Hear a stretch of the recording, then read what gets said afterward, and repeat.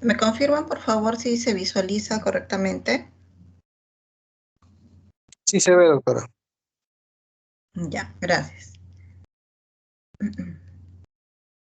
Bueno, entonces, la clase programada para el día de hoy es sobre el diagnóstico y pruebas laboratoriales de las inmunodeficiencias primarias. Entonces, cuando nos referimos al término primario, ¿no? En cualquier patología, no quiere decir que esto ya tiene un trasfondo hereditario, ¿no? Entonces, ¿cuál sería la definición de las inmunodeficiencias primarias? Viene a ser el grupo heterogéneo de desórdenes de origen hereditario que van a afectar a uno o más componentes del sistema inmune. Entonces, específicamente, ¿qué componentes son los que afectan? Lo que es la inmunidad específica, la inmunidad humoral y los mecanismos de defensa no específicos, ¿no? Cuando hablamos de inmunidad específica, nos referimos a la inmunidad de tipo celular, a los linfocitos de tipo T. Cuando hablamos de inmunidad humoral, nos referimos a los linfocitos B, a los anticuerpos. Y cuando hablamos de los mecanismos de defensa no específicos del huésped, nos referimos a la acción de las células fagocíticas, de las citoquinas y de las proteínas del complemento. Entonces, así en estos tres grupos es que vamos a clasificar las inmunodeficiencias también.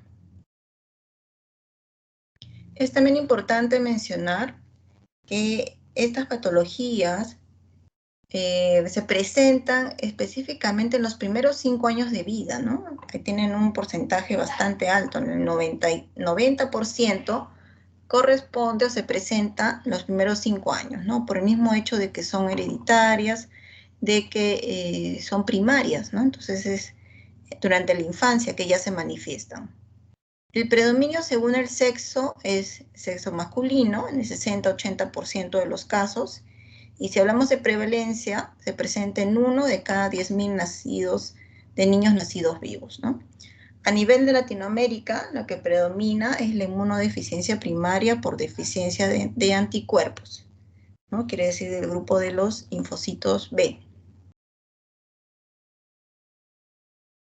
Características que debemos tomar en cuenta, ¿no? Va a estar incrementada la susceptibilidad a las infecciones, ¿no? Por el mismo hecho de que hay inmunodeficiencia, hay un déficit en la respuesta de su sistema inmune, entonces este paciente va a ser más susceptible a las infecciones, puede desarrollar enfermedades autoinmunes e inclusive neoplasias. Las manifestaciones clínicas van a ser variadas en general, pero como se presenta ya durante el momento de la infancia, entonces va a afectar lo que es el crecimiento y el desarrollo en el niño, ¿no? Este paciente va a presentar erupciones, pigmentaciones a nivel de la piel, anomalías esqueléticas, anomalías cardíacas. Si hablamos de características clínicas específicas según la inmunidad que afecta, ¿no? En el caso de que afecte los linfocitos B, el paciente va a estar más predispuesto a infecciones pulmonares recurrentes, a infecciones por enterovirus, meningitis viral, giardiasis gastrointestinal. Si lo que afecta es a los linfocitos T, va a estar más predispuesto a enfermedades virales y fúngicas. Y si afecta ambas respuestas inmunes, es decir, una inmunodeficiencia combinada, entonces va a ser susceptible tanto a patógenos virales, fúngicos y bacterianos. Así también tenemos una clasificación según la Organización Mundial de la Salud, ¿no? Que la clasifica en 8 grupos. El primero, donde está el defecto congénito del número y función de fagocitos y otras células del sistema inmune. Segundo grupo, que corresponde al déficit congénito del sistema de complemento. Tercero, que corresponde a la inmunodeficiencia combinada. Cuarto, que corresponde a déficit predominante de los anticuerpos. Quinto, déficit de células T. Sexto, síndrome de inmunodeficiencias combinadas. Séptimo, inmunodeficiencia asociada a otras enfermedades congénitas y hereditarias. Y el octavo grupo, inmunodeficiencia transitoria recién nacido, ¿no? Entonces, así es como clasifica la OMS las inmunodeficiencias primarias. Ahora, ¿cómo es que vamos a sospechar, ¿no?, de que un paciente pueda estar presentando un cuadro de inmunodeficiencia y es entonces que amerita hacer todos los estudios, ¿no?, y poder hacer el descarte? Entonces, ¿qué es lo que nos va a poner en alerta, ¿no? Por ejemplo, miremos acá a la izquierda, el número 1, tenemos un paciente que va a presentar 8 o más infecciones de oído en un año, ¿no? Y que más de 2 de estas infecciones inclusive presenten supuración, ¿no? Entonces, este cuadro de infecciones ya en 8 oportunidades ya nos pone en alerta, ¿no? Segunda alerta, que presente 2 o más infecciones de senos paranasales en un año. Tercera, que presente 2 o más infecciones de pulmones en un año, es decir, neumonía, ¿no? Cuarta, que presente 2 o más infecciones graves causadas por gérmenes comunes, ¿no? Y acá, ¿qué es lo que nos llama la atención, ¿no? Que los gérmenes comunes condicionan, generan una infección, pero es una infección y generalmente no se hace un cuadro severo, no se convierte en una fase severa. Entonces, que esté causando una infección grave ya llama la atención. Quinta alerta, ¿cuál sería? 2 o más meses tomando antibióticos y que se observen pocos resultados, ¿no? Sexta alerta, aparición de secuelas o complicaciones, ¿no?, debidas a las infecciones. Séptima alerta, niño que no aumente de peso ni crece normalmente. Octava alerta, que presente abscesos recurrentes en la piel. Novena alerta, que presente muget, ¿no?, que es la mucosa de la vía oral, ¿no?, o aftas persistentes a nivel de la boca o de la piel.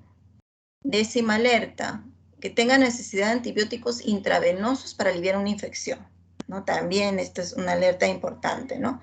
Generalmente en cualquier niño o ya un inicio de terapia antibiótica basta con una vía oral, ¿no? O lo máximo intramuscular, pero que tenga que llegar a una terapia intravenosa, entonces ya sospechar ahí de una inmunodeficiencia. Onceava alerta, complicaciones secundarias a la aplicación de vacunas vivas, ¿no? También estos pacientes que presentan cierta complicación por la aplicación de vacunas, también, ¿no?, sospechar de alguna inmunodeficiencia. Doceava alerta, antecedentes familiares de infecciones recurrentes, inmunodeficiencias o muertes tempranas por causa desconocida o infecciosa. Entonces, miren ustedes que acá tenemos un grupo de 12 alertas, ¿no?, que ya nos tiene que poner en sospecha de un cuadro de inmunodeficiencia primaria. Entonces, ¿qué hacemos ante esta sospecha, ¿no? Ya tengo lo inicial, que es el cuadro clínico, ¿no? Ya sospecho una inmunodeficiencia. Entonces, ¿qué voy a hacer con este paciente? A una evaluación clínica completa y empiezo solicitando las pruebas de primera etapa. Entonces, estas pruebas para el diagnóstico de inmunodeficiencia se van a dividir en 3 grupos. Las pruebas de primera etapa, las pruebas de segunda etapa, ¿no?, y las pruebas de tercera etapa. Entonces, vamos a empezar de lo más simple, lo más básico, hacia lo más complejo, ¿ya? Entonces, si nos referimos a pruebas de primera etapa, que serían las más básicas, acá hay otro cuadro también de clasificación, inclusive las dividen hasta en un grupo de cuarta etapa, ¿no?, más sofisticados todavía. Si hablamos de pruebas de primera etapa, ¿cuáles serían, no?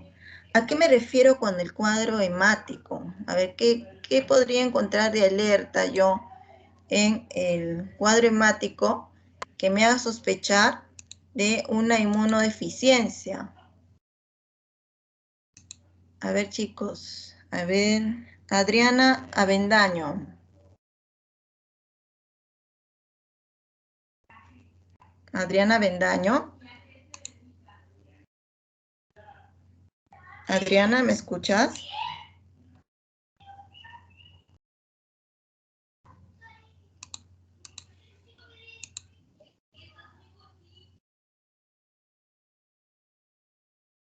Ya, a ver, no está con micro. Ya, entonces respóndeme por el chat, Adriana. ¿Cómo podría evaluar en un cuadro hemático, ¿no? ¿Qué voy a encontrar? ¿Qué hallazgo que me haga sospechar de una inmunodeficiencia? A ver, esta pregunta es en general, chicos. Si alguien quiere responder, levanta la manito. A ver, Eduardo Albeniz. Doctora, buenas tardes. Buenas tardes, Eduardo. A ver, estábamos mencionando que ante estos pacientes con sospecha de inmunodeficiencia primaria vamos a solicitar las pruebas de primera etapa, ¿no? Las pruebas básicas de rutina, donde empezamos con el cuadro hemático, ¿no? Entonces, ¿qué encontraríamos en el cuadro hemático que nos haga sospechar de una inmunodeficiencia? Un recuento de leucocitos. A ver, no te escuché bien. Un recuento de linfocitos disminuidos, o de leucocitos en general. Ya, el recuento total de linfocitos disminuidos, ¿no?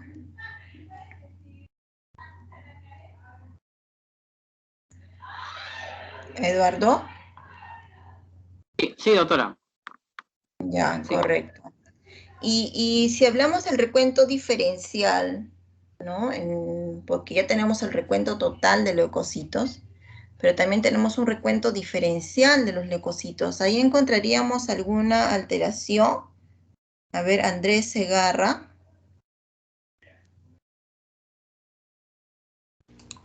Sí, doctoras, en caso de que exista una enfermedad que cause disminución de conteo de neutrófilos, va a haber una disminución en la proporción de neutrófilos con respecto a los demás leucocitos. Ya, entonces en el recuento diferencial lo que a ti te llamaría la atención es el recuento de neutrófilos.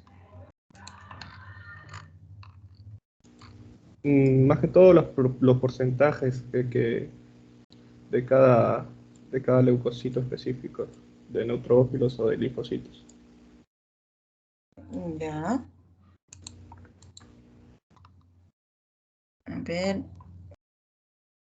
Brian Ramírez. Dígame, doctora. A ver, Brian, a ver, explícanos, ¿cómo podríamos evaluar el cuadro hemático? ¿Qué es lo que te llamaría la atención en el cuadro hemático para sospechar de inmunodeficiencia? Ah, podría haber una disminución del recuento de linfocitos. De linfocitos, ¿sí? Sí. ¿Correcto? Muy bien. Entonces, alumnos, en el cuadro hemático, ¿no? Lo que vamos a encontrar, de inicio, un compromiso en el recuento total de leucocitos, ¿no? Puede haber una leucopenia. Y así también con predominio de la disminución de linfocitos, ¿no? En el recuento diferencial. Cuando hablamos de recuento diferencial, ¿no? Es cuando ya está en porcentajes o en números absolutos lo que es el recuento de neutrófilos, abastonados, ¿no? De linfocitos, monocitos, eosinófilos, basófilos. Y donde vamos a observar la disminución sería pues en los linfocitos, ¿no? En este caso, si queremos evaluar humoral y celular, ¿no? Si evaluamos las otras células, ¿no? Monocitos que también participan, entonces vamos a observar también un compromiso. Muy bien, entonces,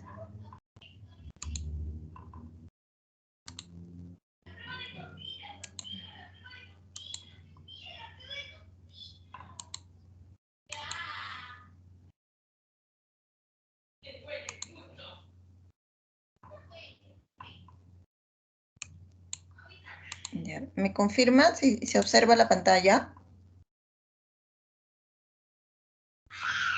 ¿Sí? ¿Se observa la diapositiva? Sí, se Sí, se ve, observa. doctora. Ya, muy bien. Entonces seguimos por las otras pruebas básicas, que es la velocidad de sedimentación de globular, que es un reactante de fase aguda. Tenemos también el frotis de sangre periférica, que es algo complementario al hemograma, ¿no? Donde vamos a observar las características morfológicas, ¿no? Las alteraciones que puedan presentar las células en su morfología, ya sea hematíes, leucocitos o plaquetas. Así también se puede solicitar electroforesis de proteínas, ¿no? Para ver si hay un compromiso de las gamma globulinas, ¿no? Si hay disminución o ausencia de gamma globulinas. Y por último, los estudios microbiológicos, ¿no? Que son pruebas básicas también convencionales. ¿Y por qué pediríamos un estudio microbiológico? Hemos dicho que estos pacientes van a ser susceptibles a infecciones bacterianas, fúngicas, virales. Entonces, estos estudios microbiológicos nos sirven para poder aislar al agente causal, ¿no? Ya sea un cultivo de alguna secreción, un hemocultivo, ¿no? Estos cultivos convencionales nos permiten identificar cuál es el agente causal de la infección.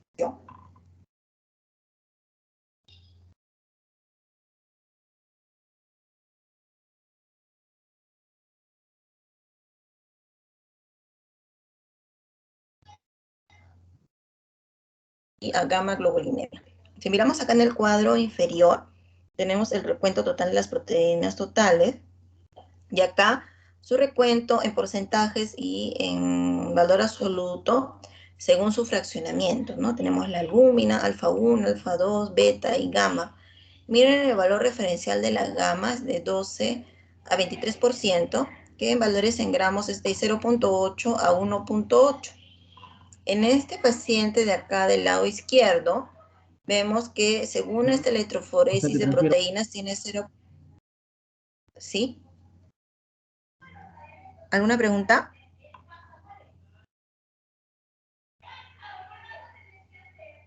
¿Alguna pregunta, alumno? Me pareció que alguien estaba interrumpiendo. ¿No? ¿Todo bien? ¿Se escucha bien? Sí se Chicos, ¿me escucha, confirman? doctora. Ya, Sí se muy bien. escucha, doctora. Ya, gracias. Entonces, en esta imagen del lado izquierdo, vemos que este paciente tiene un recuento de 0.6 gramos de gamma globulina, ¿no? Lo que está por debajo del rango referencial, que es de 0.8 a 1.8. Entonces, es un paciente con hipogamma globulinemia, ¿no? En el lado derecho tenemos un paciente que tiene de gamma globulina 0, miren, 0, ¿no? El recuento fraccionado de la electroforesis. Entonces, es un paciente de estas gamma globulinas. Ya, entonces,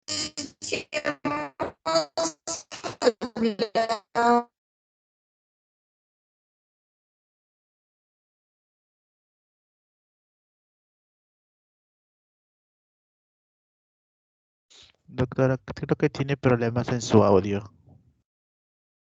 No se le escucha. segmentación globular, ¿no?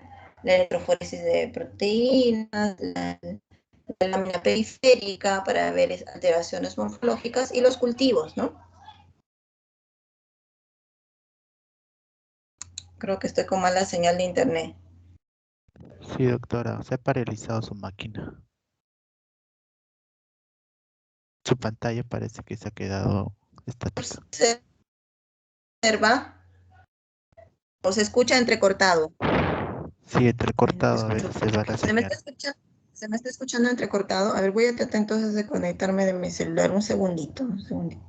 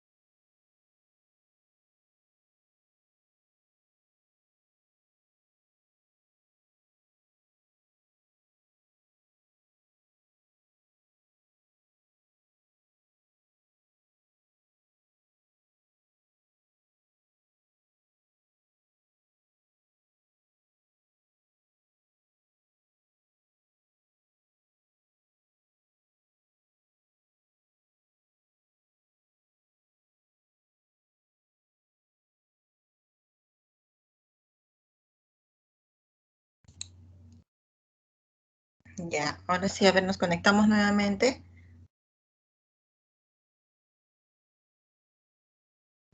Y no Sí, ya se falle. ve. Ya se ve ya. Sí, Ya, doctora.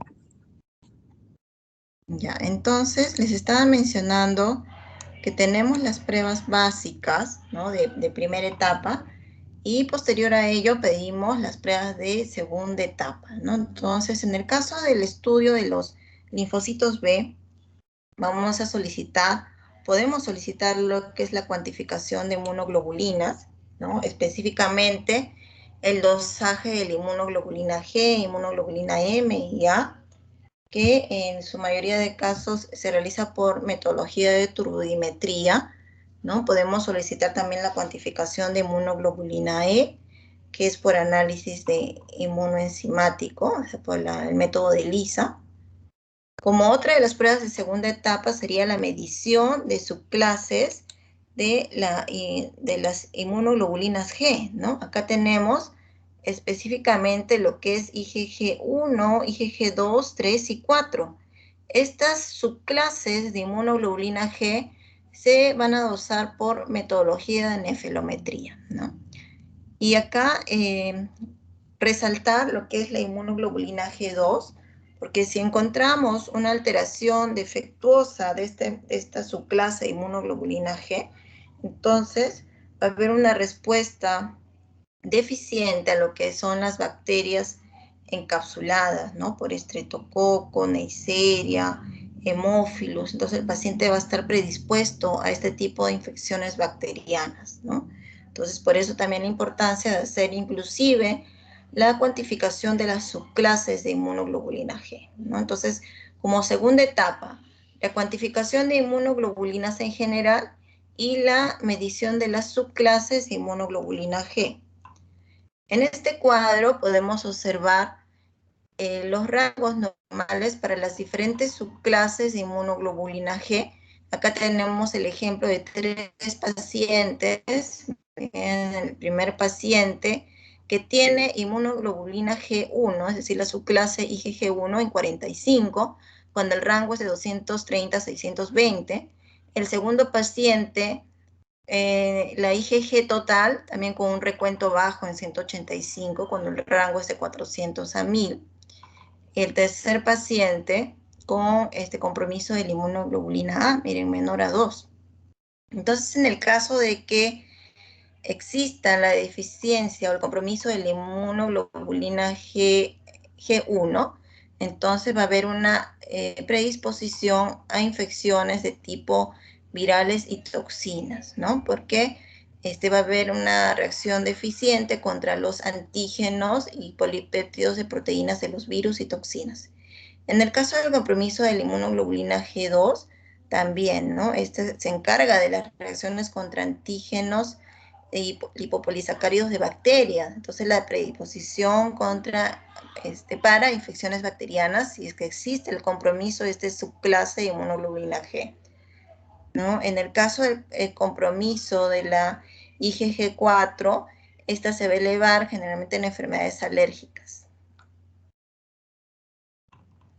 Ahora, considerar dentro de estas patologías el compromiso de las inmunoglobulinas, este síndrome, que es el síndrome de hiper-IgM, en el cual va a existir una inmunodeficiencia congénita ligada a X, es decir, que va a afectar a los hombres. El paciente va a presentar la IgG y la IgA con valores bajos y una IgM con valores altos, ¿no? Entonces se va a asociar también generalmente a neutropenias. ¿Qué va a presentar el paciente? Neumonías por neumocistis carini o por criptosporidium, ¿no? Y esto se da generalmente en los primeros meses de vida. Otras pruebas de segunda etapa para el estudio de los linfocitos B sería la medición de la producción de anticuerpos específicos, ¿no? Y cuando hablamos de anticuerpos específicos, nos referimos a anticuerpos que se forman frente a una vacuna.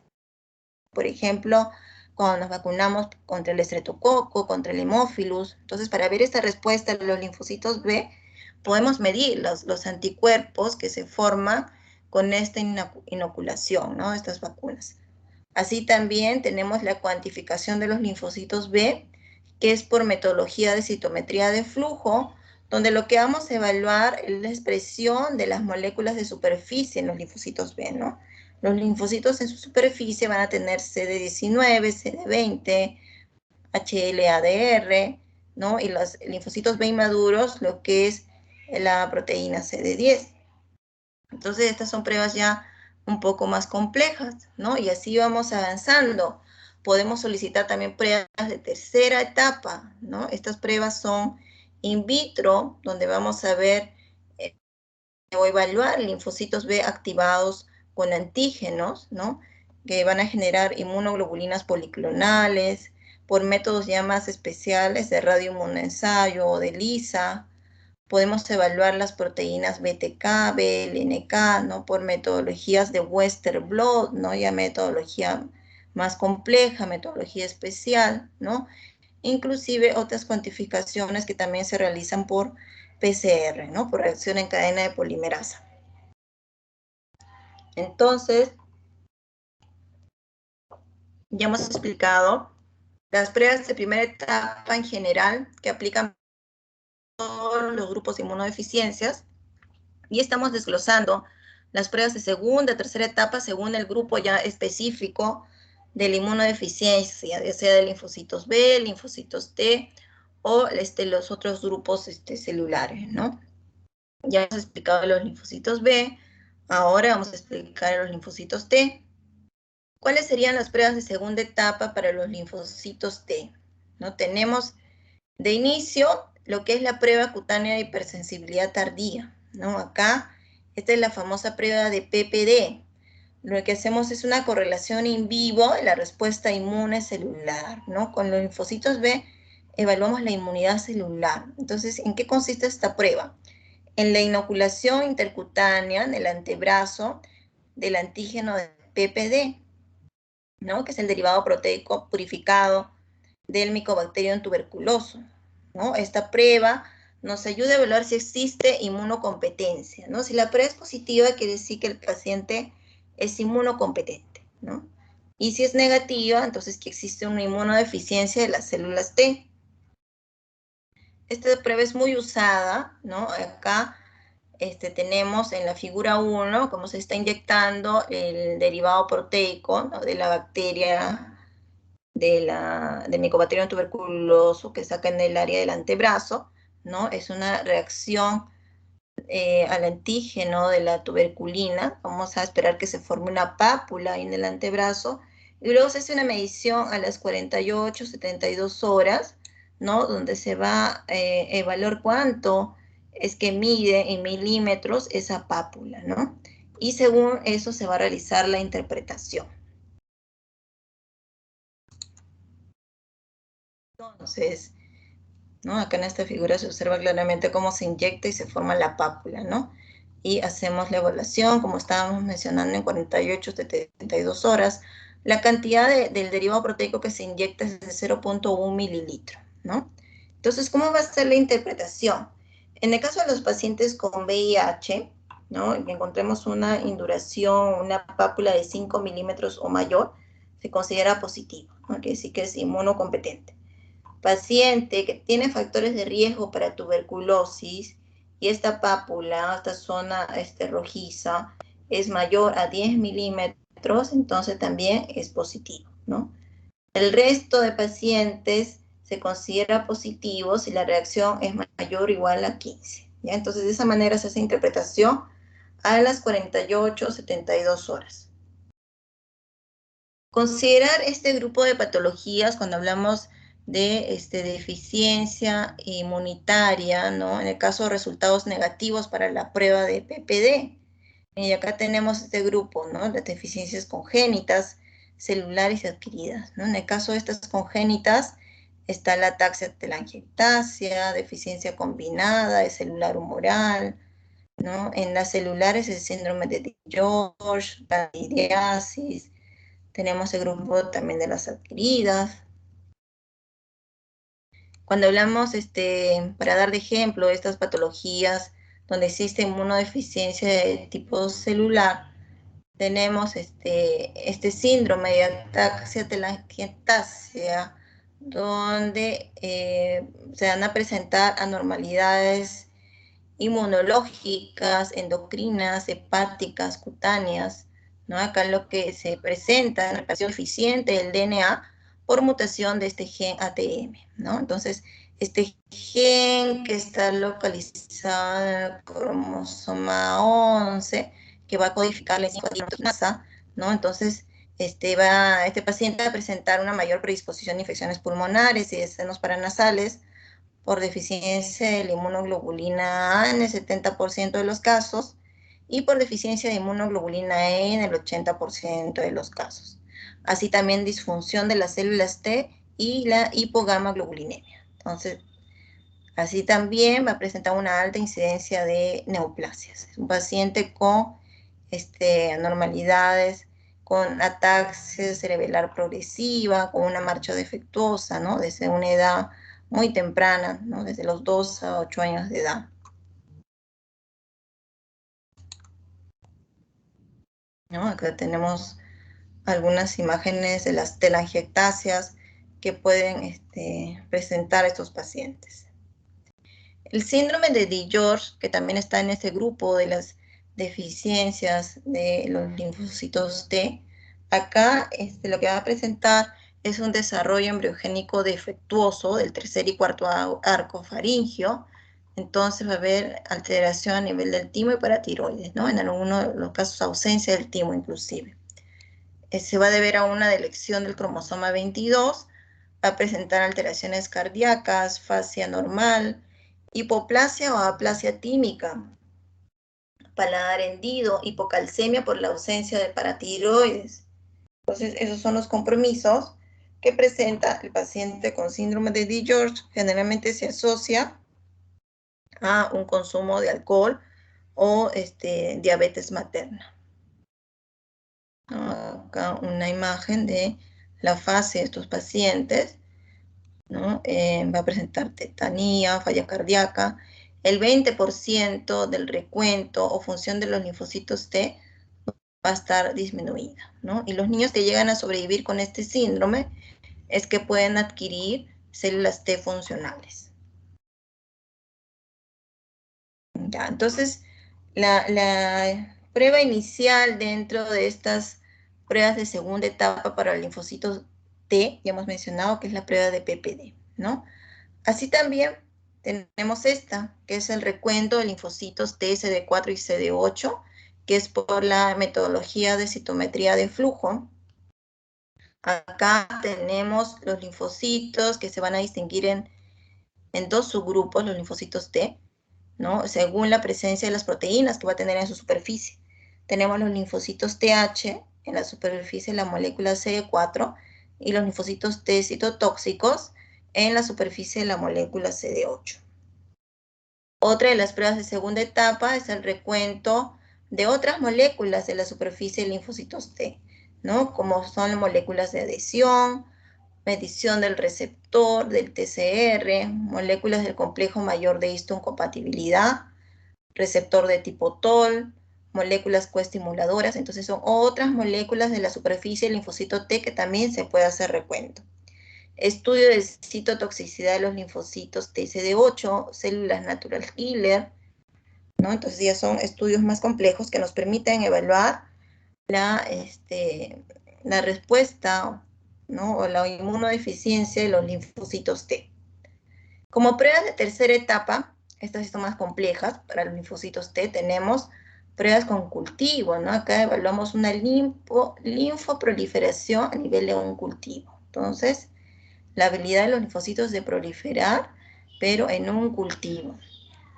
La cuantificación de la producción de las citoquinas, igual, ¿no? Cultivo de células mononucleares, vamos a evaluar las citoquinas, y esto va a ser por técnicas de ELISA o de citometría de flujo. Como otras pruebas diagnósticas de tercera etapa, tenemos la determinación de estas proteínas especiales, que son las proteínas de SAP70 y JAK3, ¿no? Las SAP70, que van a estar expresadas en los linfocitos T y en las células natural killer, las JAK3, que emiten señalización intracelular a nivel de las citoquinas, ¿no? Para evaluar también los linfocitos T. Estas pruebas es a través de una metodología especial, que es el método de Westerblot, ¿no? Entonces ya hemos explicado las pruebas de segunda y tercera etapa para linfocitos B y linfocitos T. Y recordar que también mencionamos un tercer grupo, ¿no? En el caso de el defecto a nivel de las células fagocíticas, que también presentan cuadros de inmunodeficiencia, ¿no? En este caso estaríamos hablando específicamente de los neutrófilos, los monocitos y los macrófagos. Entonces, acá vamos a estudiar los defectos cualitativos de cada uno de estos grupos. Podemos valorar lo que es la integridad del mecanismo microbicida, ¿no? Si estas células cumplen con su acción microbicida. Para eso tenemos una prueba especial que es la reducción del colorante nitroazul de tetrazolio, que es la prueba de NBT, que se puede realizar en una placa para evidenciar la reacción de color o por citometría de flujo. Tenemos también la cuantificación de radicales libres por espectrofotometría o por citometría de flujo, ¿no? Que esos son métodos para los procesos a nivel de laboratorio. Entonces, otra de las pruebas para evaluar estas células fagocíticas sería evaluar la capacidad migratoria de las células frente a un agente específico, es decir, evaluar su capacidad de quimiotaxis, que puede ser en un papel filtro o de gel agarosa. Como tercera prueba sería determinar la expresión de las moléculas de adhesión en la superficie, ¿no? Evaluar lo que es la beta-2 integrina, el linfocito CD18, CD11, ambos por metodología de citometría de flujo.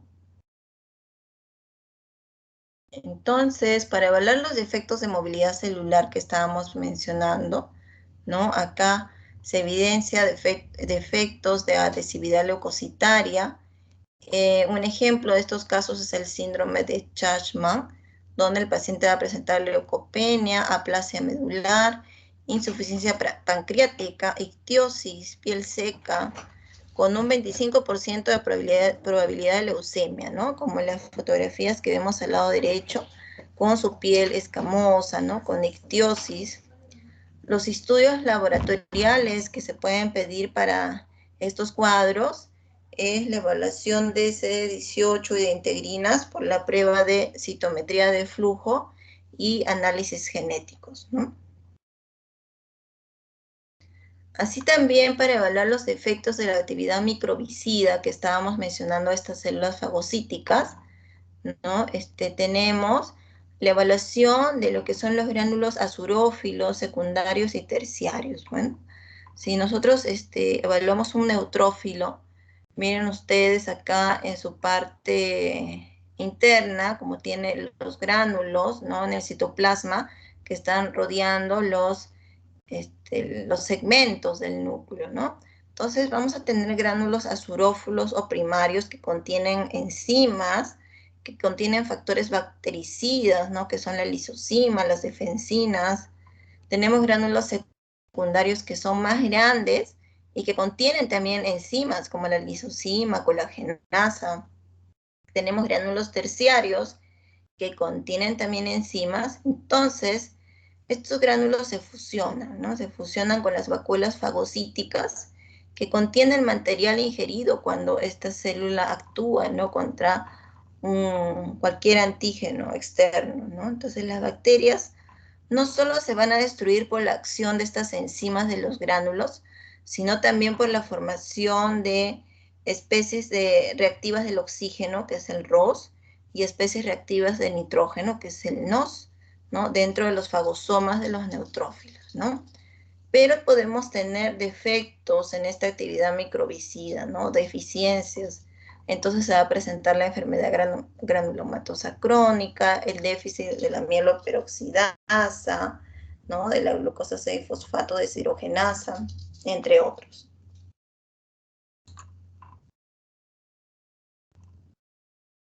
Les estaba mencionando de esta prueba para evaluar la actividad microbicida, ¿no? Que es la prueba de NBT. esta prueba de nitroazul de tetrazolio que se puede realizar en una placa para evaluar la reacción de color, ¿no? Esa prueba, el nitroazul, que tiene un color amarillo claro, ¿no? Que es soluble en el agua, y que bajo la acción enzimática, es decir, cuando se enfrente al antígeno para darse la reacción microbicida, ¿no? Para evaluarse esta acción enzimática, se va a convertir en formazán, ¿no? Entonces vamos a evidenciar un precipitado color azul. Entonces, en un medio soluble que contiene azul de tetrazolio se agregan partículas que van a inducir la fagocitosis. Los neutrófilos aislados del paciente, ¿no? Entonces todo se mezcla, se incuba a 37 grados por 1 hora y vamos a observarlo en una placa en el microscopio, ¿no? Entonces se va a evaluar la reacción de la fagocitosis y la formación del formazán cuando la respuesta inmunológica es la adecuada, cuando no existe inmunodeficiencia. Entonces, esta sería una reacción normal, ¿no? Que se evidencie, que se dé el cambio a la coloración azul, que se forme esta reacción de formazán cuando existe pues un buen contenido enzimático, una buena acción microbicida, ¿no? En este siguiente es una respuesta negativa, ¿no? Aspecto de la muestra negativa, no reductora, no reduce el nitroazul de tetrazolio en formazán, ¿no? Va a persistir en su color original amarillo, ¿no? No se da la reacción de cambio al azul. ¿Por qué? Porque nos está demostrando que hay deficiencia en las enzimas, ¿no? Acá tenemos también el estudio de lo que es las células del complemento, ¿no? Las células del complemento, pues que son 40 glicoproteínas que trabajan en cascada, ¿no? Y que van a actuar, ¿no? También en lo que corresponde a la inmunidad humoral inespecífica, ¿no? En el caso de los individuos con defectos heterocigotos en la codificación de estas proteínas, el paciente va a ser asintomático. En el caso de pacientes homocigotos, sí va a tener sintomatología típica de inmunodeficiencia primaria. Entonces, ¿qué pruebas laboratoriales vamos a solicitar en el caso de sospecha de inmunodeficiencia de complemento, ¿no? Como primera prueba, la cuantificación de complementos C3, C4, que son pruebas muy solicitadas. Son pruebas que realizan los laboratorios básicos por metodología de nefelometría, inmunoprecipitación, RIA, ELISA, turbidimetría. Así por todos los métodos inmunológicos nos pueden dosar o cuantificar lo que es complemento C3 y T4. También podemos pedir el dosaje del inhibidor C1 esteriasa, marcador CD59, el complemento hemolítico 50, ¿no? Acá tenemos un cuadro donde podemos evidenciar, miren ustedes acá a la izquierda, dice inmunodeficiencia de déficit de todas las glicoproteínas de complemento, ¿no? Miren ustedes que de la C1 a la C4, el paciente clínicamente puede presentar un lupus, puede presentar infecciones piógenas. En el caso de deficiencia de C2, va a presentar vasculitis, polimiositis, ¿no? Deficiencia de C3, infecciones piógenas a repetición. Deficiencia de C5 a C9, infecciones por Neisseria, depósito de inmunocomplejos. Entonces, según el compromiso de los complementos, el paciente va a tener cierta predisposición clínica a desarrollar infecciones, ¿no? O enfermedades inmunológicas. Ahora, estos cuadros finales son para que ustedes puedan observar según la anormalidad o el compromiso, ¿no? Ya sea de linfocitos B, linfocitos T, de fagocitos, de complemento, ¿no? Donde se puede presentar con mayor frecuencia la afección o la infección, ¿no? Y que vamos a encontrar clínicamente en los pacientes, ¿no? Por ejemplo, pacientes con inmunodeficiencia de linfocitos B, generalmente afecta, o los sitios más afectados son las vía aérea superior, piel, tracto gastrointestinal, sistema nervioso central, ¿Qué vamos a encontrar a nivel laboratorial? Podemos encontrar a gamma-globulinemia, hipogamma-globulinemia, deficiencia de inmunoglobulina A, un paciente con inmunodeficiencia por el síndrome de hiper-IgM.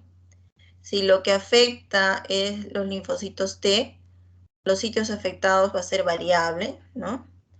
Que vamos a encontrar un paciente con aplasia típica, con candidiasis mucocutánea, deficiencia selectiva de las células natural killer, y así, ¿no? Esto es como que un resumen según lo más frecuente, pero ya lo tenemos más detallado en la parte introductoria, ¿no? Donde hemos mencionado cada una de las pruebas según las pruebas de primera etapa, de segunda etapa, de tercera etapa, según afecta la inmunidad de linfocitos B, linfocitos T, fagocitos o células del complemento, ¿no?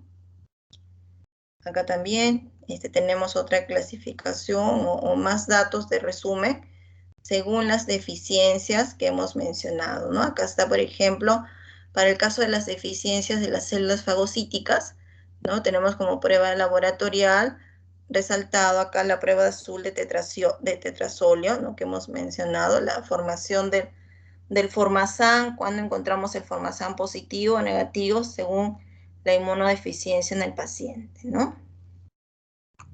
Entonces, esos serían los cuadros finales de resumen y estaríamos finalizando la clase teórica. No sé si tienen alguna pregunta hasta acá, hay algo que no haya quedado claro. Alumnos. Cristian, ¿está todo correcto? ¿Algo que se requiere que se repita? Creo que no hay preguntas, doctora. Sí, me escuchan. Muy Entonces quiere decir que ha estado todo claro. En el chat de grupo, mientras voy finalizando, la primera etapa es de las más sencillas que hemos mencionado al inicio. En general, no me las explique, solo me mencionan. Dos pruebas básicas de primera etapa, que son pruebas en general para cualquier inmunodeficiencia. Dos pruebas básicas por el chat. Tienen 5 minutos. Y con eso estaríamos terminando la clase teórica del día de hoy. ¿Ya? Entonces espero sus respuestas, chicos. Gracias.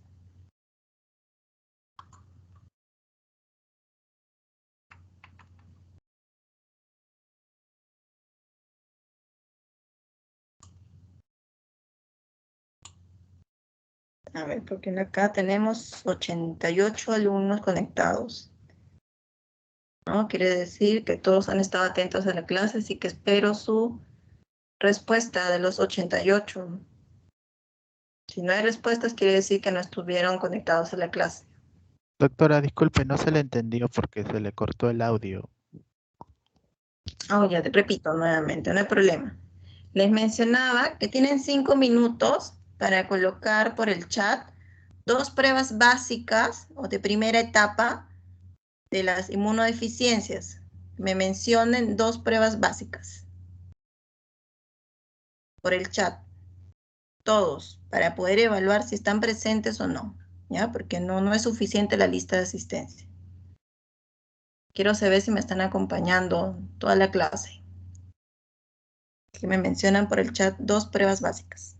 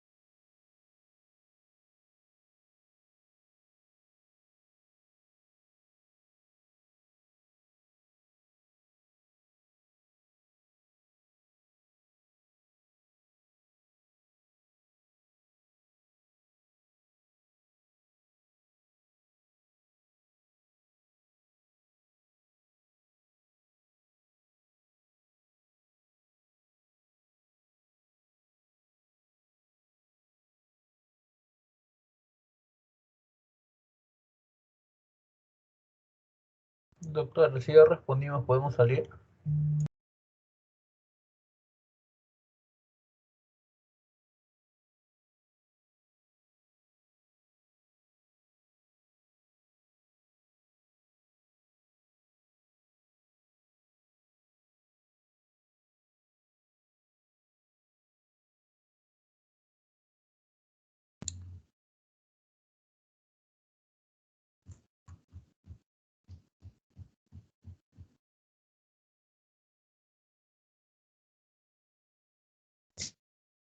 Sí, los que han respondido ya se pueden retirar. Gracias.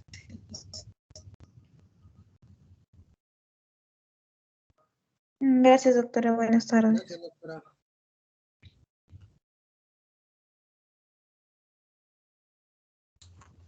Gracias, hasta luego. Hasta luego, doctora. Hasta luego, gracias. Hasta luego, doctora. Buenas tardes. Buenas tardes, gracias. Gracias, doctora. Buenas tardes. Buenas Hasta tardes. luego, Doctora, buenas tardes.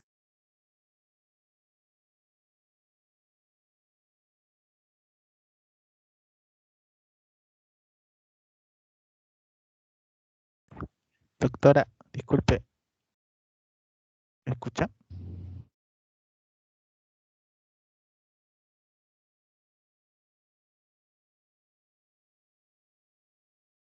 No te entendí, doctor.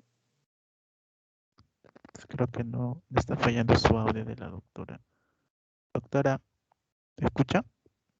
Sí, le escucho. Sí, Ah, dígame. doctora, el compañero Albeni sí está en el grupo. Claro, está en el grupo de la clase teórica, pero no lo encuentro en la lista de lo que me han mandado.